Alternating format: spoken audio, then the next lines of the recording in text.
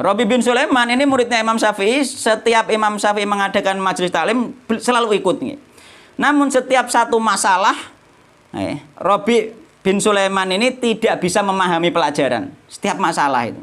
Jadi membahas tentang sholat nggak paham-paham, kok membahas tentang fikih nggak paham-paham itu. Itu Rabi bin Sulaiman. Beliau saking nggak pahamnya di majelis itu sampai Imam Syafi'i menerangkan itu sampai 40 kali. Ditanya paham nggak paham, padahal yang lainnya sudah paham itu. Jadi kabeh wis paham, wong si Toto nggak paham saking dedeli itu. Itu Rabi bin Sulaiman. Terus kemudian dia akhirnya keluar dari majelis, pulang, akhirnya dipanggil oleh Imam Syafi'i setelah majelis selesai.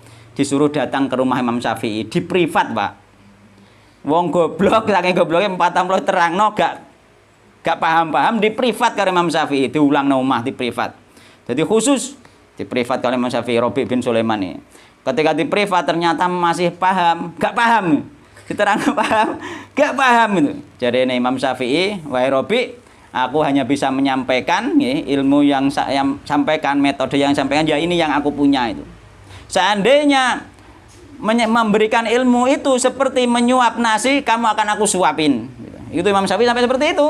Wis tak kei pokoknya tak suapin nih. Saking sayange Imam Syafi'i ambek Rabi bin Sulaiman. Sayang Imam Syafi'i itu, dia itu rajin itu. Tapi goblok. Wah, akhirnya setelah gitu sudahlah Rabi yang memberi ilmu itu Allah maka bertakwalah kepada Allah, minta kepada Allah Subhanahu wa taala. Akhirnya Rabi di samping terus belajar, dia bertakwa kepada Allah, menjauhi maksiat, menjalankan perintah Allah, kemudian berdoa kepada Allah minta ilmu. Pada akhirnya Rabi ini menjadi di antara beberapa murid Imam Syafi'i yang menjadi ahli ilmu, termasuk perawi hadis yang terpercaya.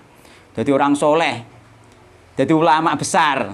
Muridnya Imam Syafi'i di kalangan mazhab Syafi'i mau nih paling gobloknya wong sak majelis. Maka bertakwa itu sungguh luar biasa, bertakwa terus berdoa minta kepada Allah Subhanahu wa taala. Sebagaimana misalkan ulama dulu itu ketika minum air zam-zam minta diberi ilmu itu. Dan itu dipraktekkan harus kita praktek minta bertakwa dan minta kepada Allah Subhanahu wa taala. Jadi kuncinya untuk kehidupan dunia akhirat untuk masalah duniawi baik berupa harta maupun kesehatan, terus untuk berupa agama misalkan ilmu, itu kuncinya ditakwa kepada Allah Subhanahu wa taala. Nek bertakwa dia nanti dapat ilmu ini ilmu yang bermanfaat. Tapi nek gak bertakwa memang dia orang cerdas, dia pandai ilmu yang tidak bermanfaat. Wah, akeh wong pinter-pinter tapi ilmune dadi wong ngakali senengane.